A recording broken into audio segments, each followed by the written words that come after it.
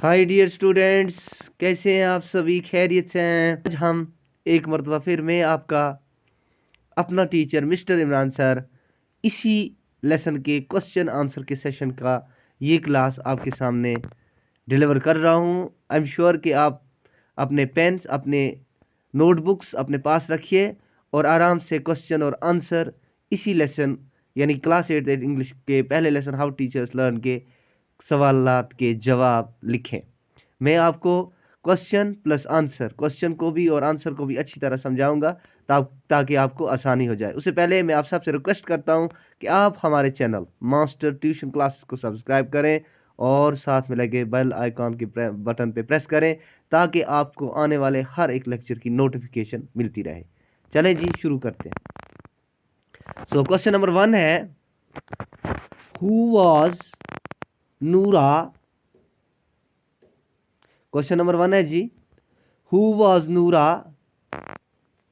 Who was नूरा। देखें जी, question में लिखा हुआ है हु वाज नूरा पहला, और how did she become a friend of a teacher. दो पहलू हैं इस क्वेश्चन के, यानी एक ही सेंटेंस में दो क्वेश्चन पूछे गए हैं। क्वेश्चन नंबर फर्स्ट है, यानी कि पहला पार्ट जो क्वेश्चन का है वो है हु वाज नूरा, नूरा कौन थी। और दूसरा है how did she became a friend of teacher.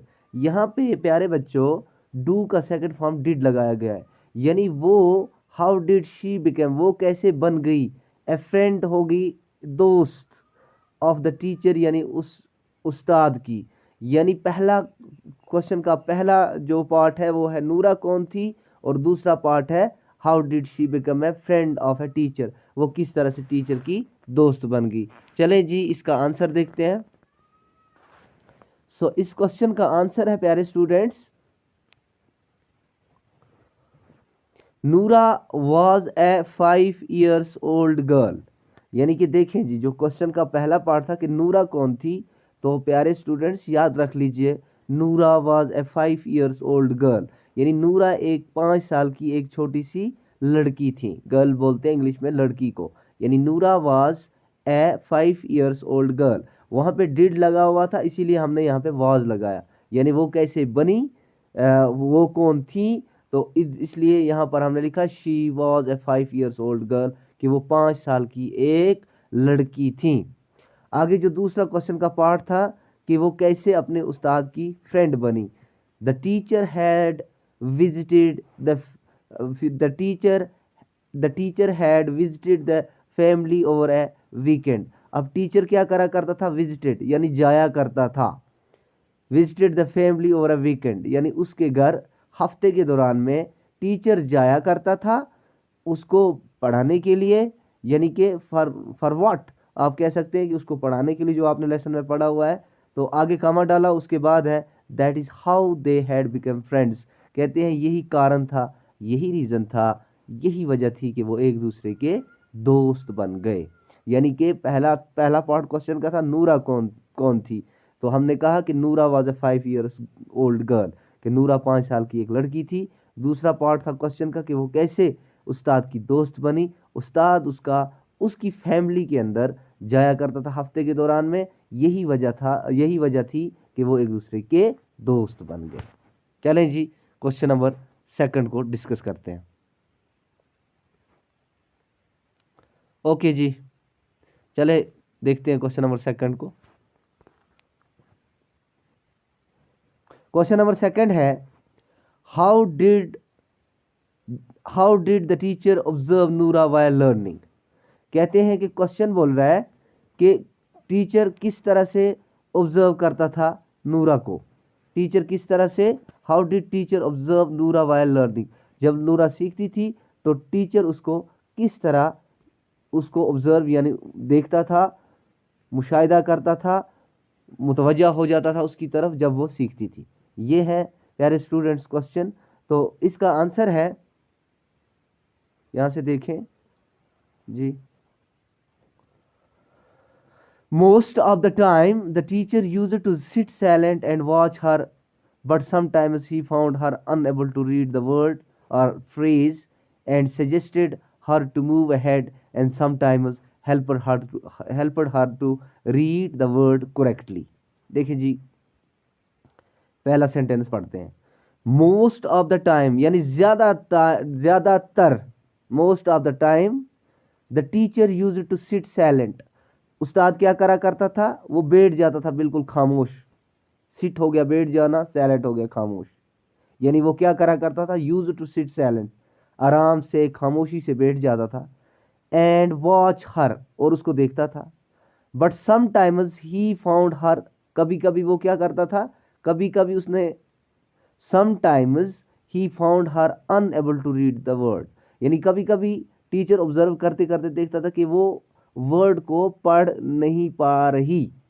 He found her, कभी कभी उसको देखता था कि किसी जगह में उसको पकड़ लेता था कि वो वर्ड को पढ़ नहीं पा रही, या तो वर्ड पढ़ नहीं पा रही और का मतलब है, या क्या हो जाता था, या फ्रेज को एंड और उसके बाद क्या करता, वर्ड या फ्रेज को पढ़ नहीं पाती। And suggested her to move ahead, और कह देता बेटा आप एक काम करें, जो पढ़ नहीं पा रहे छोड़ दें, चलें आगे।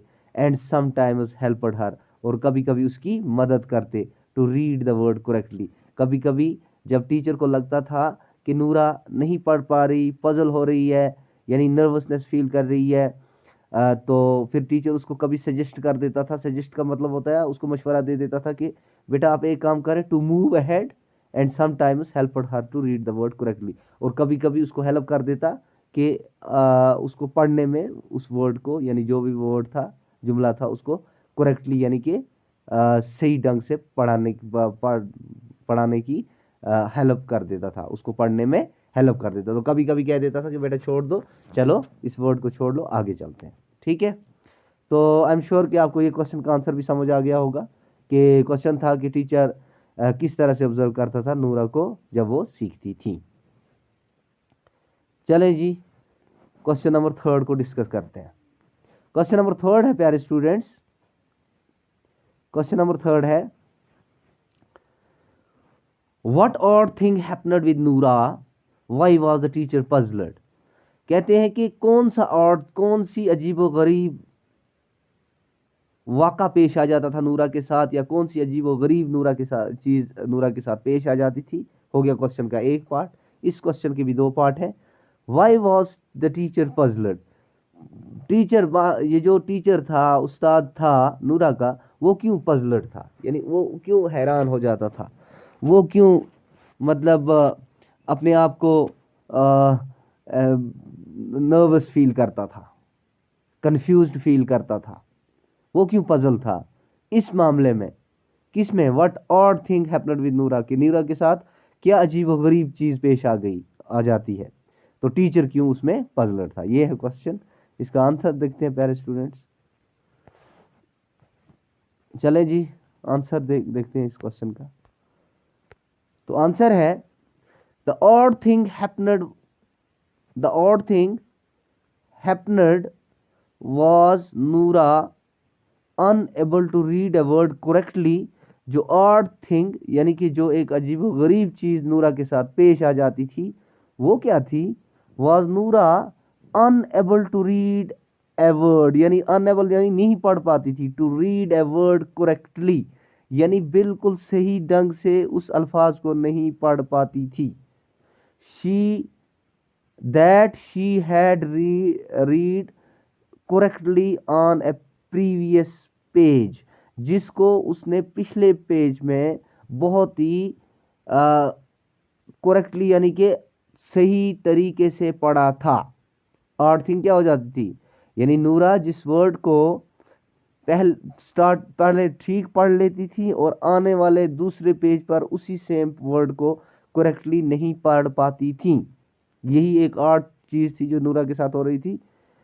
ऑन ए पेज और पैराग्राफ, यानी उस पेज और पैराग्राफ में आने वाला दूसरा जो सेम वही वर्ड होता था जो कि नूरा सही ढंग से नहीं पढ़ पाती थी, जिसकी वजह से the teacher got confused and puzzled, जिसकी वजह ये चीज़ जो टीचर को हैरान कर देती थी, कंफ्यूजन में डाल देती थी, कंफ्यूज्ड कर देती थी।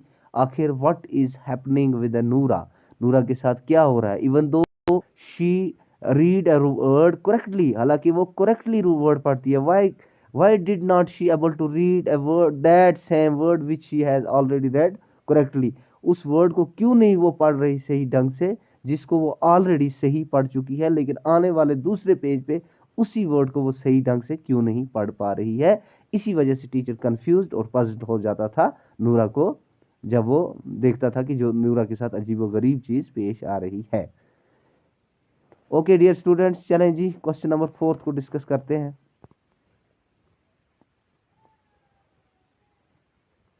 क्वेश्चन है प्यारे स्टूडेंट्स,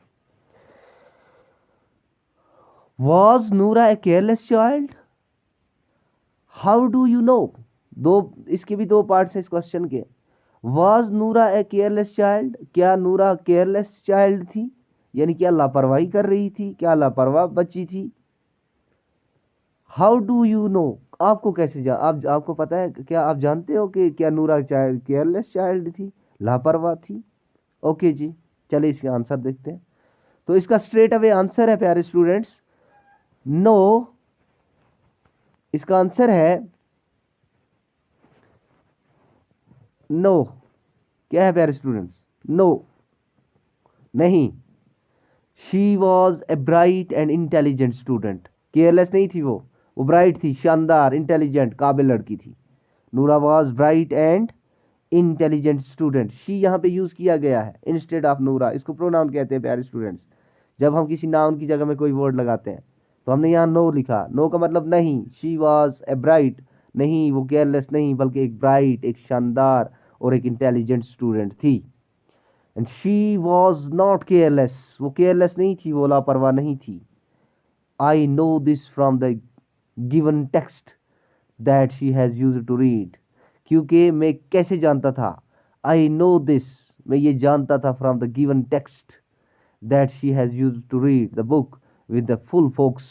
क्योंकि जो उसकी किताब थी, होप ऑन पॉप, जो उसकी किताब थी, वो उस किताब को क्या करती थी? Use to read the book with full focus, full concentration, पूरे कंसंट्रेशन के साथ, पूरे फोकस के साथ, पूरी अटेंशन के साथ उस किताब को पढ़ा करती थी।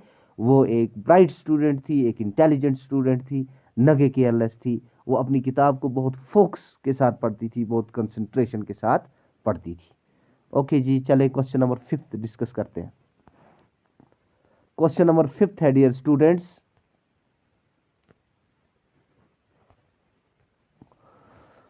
How should a teacher understand the problems of the children? यानी कि how should the teacher understand the problem of the, इस क्वेश्चन का एक ही पार्ट है, how should a teacher understand the problems of the children. बहुत ही बेहतरीन क्वेश्चन है कि किस तरह से एक उस्ताद को समझनी चाहिए, अंडरस्टैंड हो गया, समझनी चाहिए, the problems of the children, तो बच्चों की मुश्किलातें होती हैं, यानी जो कौन सी मुश्किलातें जो उनको पढ़ने के दौरान में आती हैं, कि उन मुश्किलातों को टीचर को किस तरह से समझना चाहिए। तो ये है हमारा क्वेश्चन। चलें जी देखते हैं इसका आंसर। प्यारे स्टूडेंट्स देखें जी, इसका आंसर है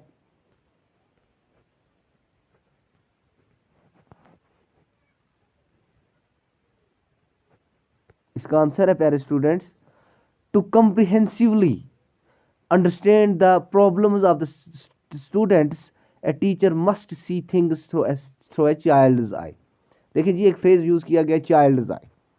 क्या करना चाहिए? To comprehensively understand the learning problems of the students. Comprehensively का मतलब होता है आसानी से, यानी कि विदाउट एनी पजल होने के या विदाउट एनी कंफ्यूज्ड होने के। अगर एक teacher learning problems of children, learning problems of students समझना चाहता है तो उसको क्या करना चाहिए? A teacher must see things through a child's eye. यानी कि टीचर को चीज़ों को उस तरह, उस नज़रिए से देखना चाहिए, अपने नज़रिए से नहीं बल्कि चाइल्ड के नज़रिए से। चाइल्ड्स आई मतलब बच्चे के नज़रिए से उन चीज़ों को समझना चाहिए, देखना चाहिए। यानी कि जितना बच्चे का पोटेंशियल है, जितने बच्चे की कैपेबिलिटीज़ हैं, जितने बच्चे का मतलब एबिलिटी है चीज़ों को समझने की, यानी कि बच्चे की तरह जिस तरह से बच्चा चीज़ों को क्विकली नहीं बल्कि थोड़ा सा स्लोनेस यानी स्लोली समझता है, टीचर को उस नज़रिए से, यानी कि बच्चे को क्या करना चाहिए? टीचर को टाइम देना चाहिए बच्चे को, चीज़ों को समझने के लिए, वर्ड को रिकॉग्नाइज करने के लिए, लेटर्स को रिकॉग्नाइज करने के लिए, फ्रेज को रिकॉग्नाइज करने के लिए। ये एक कम्प्रिहेंसिव मतलब वे है टीचर को, जो कि बच्चों की प्रॉब्लम को आसानी के साथ समझ सकता है। चले जी क्वेश्चन नंबर 6 डिस्कस करते हैं। क्वेश्चन है प्यारे स्टूडेंट्स, क्वेश्चन है what experience popped in the teacher's mind after Noora's learning problems. कहते हैं वो जो हमने पढ़ा था ना टेक्स्ट में कि टीचर कहता है मेरे दिमाग में एक एक्सपीरियंस आ गई थी, वो कौन सा, व्हाट एक्सपीरियंस पॉपड, कौन सी एक्सपीरियंस आ गई इनटू द टीचर्स माइंड, के बच्चे टीचर के दिमाग में आफ्टर नूराज लर्निंग प्रॉब्लम, नूराज की लर्निंग प्रॉब्लम्स को देखते हुए, ऑब्जर्व करते हुए कौन सी एक्सपीरियंस पॉप्ड हो गई थी टीचर के माइंड में। इसका आंसर देखते हैं प्यारे स्टूडेंट्स। तो इसका आंसर है a teacher once had a page written in some Indian language script. Teacher ने क्या किया, एक बार उसने एक पेज रिटन देखा, एक पेज देखा जो रिटन था यानी लिखा हुआ था in some Indian language script. Indian language script उसका जो था इंडियन लैंग्वेज में लिखा हुआ था वो। The words and the letters were not known to him, यानी जब उसने देखा कि कुछ वर्ड्स और लेटर्स जो थे नॉट नोन टू हिम, यानी वो खुद भी उसके बारे में जानता नहीं था, पजल हो गया था खुद। टीचर को काफ़ी मुश्किलात का सामना करना पड़ रहा था कि जब वो एक पेज को एक वर्ड को देखता था फिर नेक्स्ट को देखने में उसको प्रॉब्लम आती थी। It looked like a jumble of words, यानी उसको जब दिखता था कि वो लिखता, it looked like the jumble of words, ये नहीं कि भाई आसानी से वो समझ आ गई, बल्कि जम्बल था, यानी कि बिखरे हुए वर्ड्स थे, कुछ इधर कुछ उधर, यानी उनको समझना टीचर के लिए मुश्किल हो गया था। Same was a learning problem with the नूरा, यही प्रॉब्लम नूरा के साथ आ रही थी जब वो किताब पढ़ रही थी। With Noora as some words looked like a jumble to her, यानी कुछ वर्ड्स उसमें जम्बल दिखाई देते थे, यानी कि वो उसको कंफ्यूज कर देते थे, समझ नहीं पा रही थी उस वर्ड को नूरा, जिसकी वजह से उसको वो प्रॉब्लम यानी वो ऑकवर्ड यानी वो जो ऑड थिंग जो उसके साथ पेश आया करती थी। ओके जी, चलें क्वेश्चन नंबर 7 डिस्कस करते हैं। क्वेश्चन नंबर 7 है प्यारे स्टूडेंट्स, मैं पहले क्वेश्चन पढ़ता हूं। Why are the children of unlettered homes at a disadvantage? Question है Why are the children of unlettered homes at a disadvantage? यानी कि एट ए डिसएडवांटेज, जो बच्चे बेचारे गरीब खानदानों से आते हैं उन्हें किन मुश्किलातों का सामना करना पड़ता है, वो क्यों नहीं मतलब जल्दी जल्दी क्विक लर्नर बनते, उन्हें क्यों नहीं जल्दी जल्दी समझ आती, वो क्यों नहीं चीज़ों से यूज्ड होते। ये है हमारा क्वेश्चन। चलें जी इसका देखते हैं answer. Children from unlettered homes are at a disadvantage, यानी कि उन बच्चों को जो बेचारे गरीब खानदानों से आते हैं उनको इस चीज़ का मतलब इसका बहुत ही क्या होता है, वो बेचारे इसका डिसएडवांटेज होते हैं, यानी कि उन बेचारों को वो एक्सपोजर नहीं मिलता या वो मतलब एटमॉस्फेयर नहीं मिलता। Because there is nobody, क्यों नहीं मिलता, उसमें एक रीज़न है, because there is nobody at their homes to teach them, कि उन बेचारों के पास उनके घर में कोई नहीं होता उनको पढ़ाने के लिए, टीच देम कि ताकि उनको पढ़ा सके। उनके घरों में कोई भी क्वालिफाइड इंसान नहीं होता, कोई भी नॉलेजेबल पर्सन नहीं होता जो उनको पढ़ाए, उनको समझाए, उनको सिखाए। ये बेचारे इसीलिए डिसएडवांटेज फील करते हैं। And they remain unfamiliar with the shapes and pattern of letters, इसीलिए उन बेचारों को वो अनफेमिलियर, न कि फेमिलियर हो जाते बेचारे, अनफेमिलियर हो जाते हैं किन से, with the shapes and the pattern of letters. उन बेचारों को जो पैटर्न होता है लेटर्स का वो नहीं समझ आता, शेप्स नहीं समझ आते, अनफेमिलियर हो जाते हैं, न कि फेमिलियर हो जाते हैं। वो बेचारे वहीं के रिमेन मतलब रह जाते हैं, अनफेमिलियर बेचारे मतलब सीखने के बगैर रह जाते हैं, यूज टू नहीं हो जाते with the shapes and the patterns of the letters. Okay जिगर, चलें जी क्वेश्चन नंबर डिस्कस करते हैं, क्वेश्चन नंबर 8। तो क्वेश्चन नंबर 8 है प्यारे स्टूडेंट्स, चलें जी।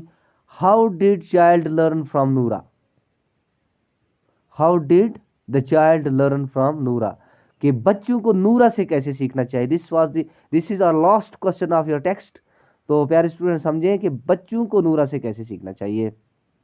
How did the child learn from नूरा, बच्चे को नूरा से कैसे सीखना चाहिए या कैसे सीखे, क्वेश्चन है। आंसर है इसका, the children have some learning problems, हर एक बच्चे की कुछ ना कुछ लर्निंग प्रॉब्लम्स जरूर होती हैं, यानी लर्न करते हुए प्रॉब्लम्स पेश आती हैं।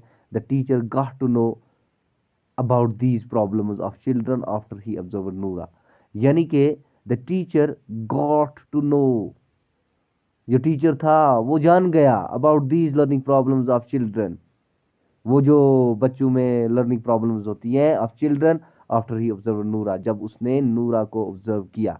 इसी तरह से ये मैसेज सिर्फ नूरा और उसके टीचर के लिए नहीं, बल्कि ऑल ओवर द वर्ल्ड जितने भी टीचर हैं उनको जिस तरह से इस टीचर ने नूरा की प्रॉब्लम्स को ऑब्जर्व करते हुए उसकी प्रॉब्लम्स को समझा, इसी तरह से कोई भी उस्ताद हो वो बच्चे की करीब जाए, उसको कीनली ऑब्जर्व करे, ताकि उसको आसानी के साथ बच्चे में जो पढ़ाई में जो भी बच्चे में प्रॉब्लम्स आ रही हैं उसको आसानी के साथ समझ सके। प्यारे स्टूडेंट्स, ये था हमारा क्वेश्चन आंसर सेशन। तो चलें जी, अब कुछ लैंग्वेज वर्क को डिस्कस करते हैं जो आपके टेक्स्ट में है।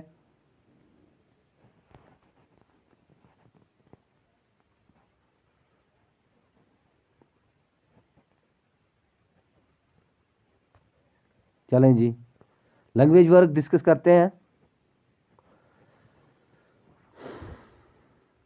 In the text, the author keeps using the American expression to figure out which of the following word phrase is closest in meaning to the expression as it used in the passage. To guess, to recognize, to reason out, to decide.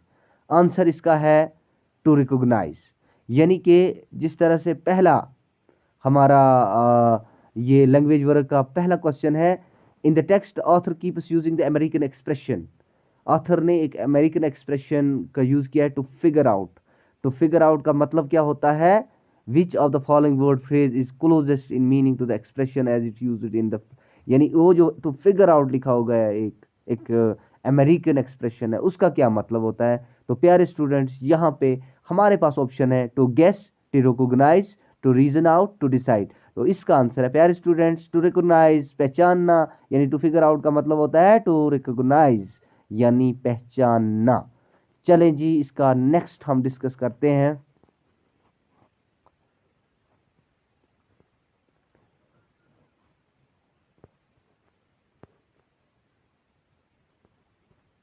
These two sentences describe the, यानी ऊपर से दो sentences हैं। He taught me to play piano, I learned to play it. उसने मुझे piano खेलना सिखाया और मैं सीख गया, और मैंने सीख लिया और फिर मैंने खेला। अब नीचे जो वर्ड्स हैं, These two sentences describe the same action from the different point of view. एक ही एक्शन है लेकिन डिफरेंट पॉइंट ऑफ व्यू में इसमें डिस्कस किया गया है। Now write a second sentence for each of the sentences below in the same way. अब आपको सेकंड सेंटेंस इसमें जैसे लगाना है वो बिल्कुल सेम इसी मीनिंग के रिलेटेड हो।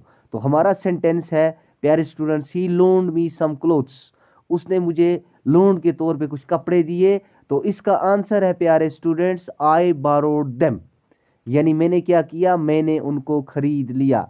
यहाँ पे आप लिख सकते हैं आई बारोड देम, ही लोन्ड मी सम क्लोथ्स, आई बारोड देम। यहाँ पे आपको मैंने आंसर दिया गया है। ठीक है, ठीक है प्यारे स्टूडेंट्स, मैंने उनको खरीद लिया। यहाँ पे कुछ ऑप्शन थे, I borrowed them, I bought it, I ran away, he took it और दे गॉट डिफीटेड। उसमें से आपको पहला है। दूसरा है इसका sentence, he sold me an old piano, उसने मुझे एक पुराना वाला पियानो बेचा। तो उसका मतलब है यहाँ पे इसका आंसर आएगा प्यारे स्टूडेंट्स, अच्छी तरह समझें। तो इसका आंसर आएगा आई बॉट इट, मैंने इसको खरीद लिया। उसने बेचा, मैंने खरीद लिया, इसका दूसरा ये आंसर है। तीसरा है प्यारे स्टूडेंट्स, तीसरा है ही चेज्ड मी, उसने मेरा पीछा किया। इसका आप लिख सकते हैं आई रन अवे, मैं भाग गया। ठीक है प्यारे स्टूडेंट्स। चौथा है आई गेव हिम ए गिलास ऑफ वाटर, मैंने उसको पानी का एक गिलास दिया। ही टुक इट, उसने ले लिया। और लास्ट वाला है ही कंक्यूर्ड इन मी, उसने इनमी पे यानी क्या कर दिया, फतह पा ली। तो दे गॉट डिफीटेड, उनको शिकस्त हुई। लास्ट में इसका आंसर है they got defeated. Okay dear students, I am sure कि ये 4-5 ऑब्जेक्टिव्स जिसके आंसर नीचे मैंने मेंशन किए थे, आप आराम से इनको लिख सकते हैं, मैंने आपको समझा दिया है। अब जी चलें एक और ग्रामर के पोर्शन से, जो आपका लैंग्वेज वर्क है उसमें से some suffixes like A L, I S H, P Y, U, O U S, L I N E, L Y extra are added to nouns to form adjectives. जब हम एक किसी भी ये जो ऊपर लेटर्स दिए गए हैं, जब भी इन सफिक्सेस को, पहले मैं आपको समझाता हूँ प्यारे स्टूडेंट्स क्या होते हैं ये सुफिक्सेस। सुफिक्सेस जब हम किसी भी वर्ड्स के स्टार्टिंग में कोई लेटर लगा देते हैं जिसकी वजह से उसका मीनिंग जो है वो बदल जाता है, उससे सुफिक्सेस कहा जाता है। उसमें कुछ वर्ड्स हैं, लाइक है, ए एल है, आई एल है, आई एस एच है, पी वाई है, ओ यू एस है, एल आई एन ई है, एल वाई एक्स्ट्रा, ये कुछ है। और added to nouns to form adjective extra, ये तो वो ऐड किए गए हैं नाउन के साथ, उसके बाद इनका एडजेक्टिव्स बनते हैं प्यारे स्टूडेंट्स। तो उसमें जैसे oriental, nation, national, child, childish, friend, friendly. तो ओके जी, चले नीचे इसको डिस्कस करते हैं। अब हमने क्या करना है प्यारे स्टूडेंट्स,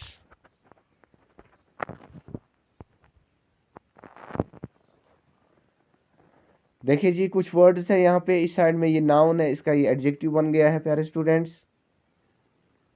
यहाँ पे समझने की कोशिश करना प्यारे बच्चों। जैसे यहाँ अल्फ़ाबेट, अल्फ़ाबेटिकल, अल्फ़ाबेट हमारा नाउन था, अल्फ़ाबेटिकल हो गया हमारा एडजेक्टिव। एंजल, ये हमारा नाउन है, एंजेलिक ये हमारा एडजेक्टिव हो गया। शेप हमारा नाउन है, शेपर्ड और शेपलेस हमारा एडजेक्टिव हो गया प्यारे स्टूडेंट्स। आगे जी चलते हैं, इसी तरह से कुछ और वर्ड्स हैं हमारे पास। जैसे बुक है, बुकिश इसका एडजेक्टिव हो गया। मैन है, मैनिश और मैनली इसका एडजेक्टिव हो गया। गवर्नमेंट हमारा नाउन है, गवर्नमेंटल हमारा एडजेक्टिव हो गया। मिनिस्टर हमारा नाउन है, मिनिस्ट्रियल हमारा एडजेक्टिव हो गया। एलिफेंट हमारा नाउन है और एलिफेंटाइन हमारा एडजेक्टिव हो गया। प्यारे स्टूडेंट्स, आप इसको नोट आउट अपने नोटबुक पे कर लेना प्यारे स्टूडेंट्स। और इसमें कुछ और वर्ड्स हैं, टाइगर है, टाइगरिश इसका एडजेक्टिव हो गया। डे हमारा नाउन है, डेली हमारा एडजेक्टिव हो गया। कॉलेज हमारा नाउन है और कॉलेजेट हमारा एडजेक्टिव हो गया प्यारे स्टूडेंट्स।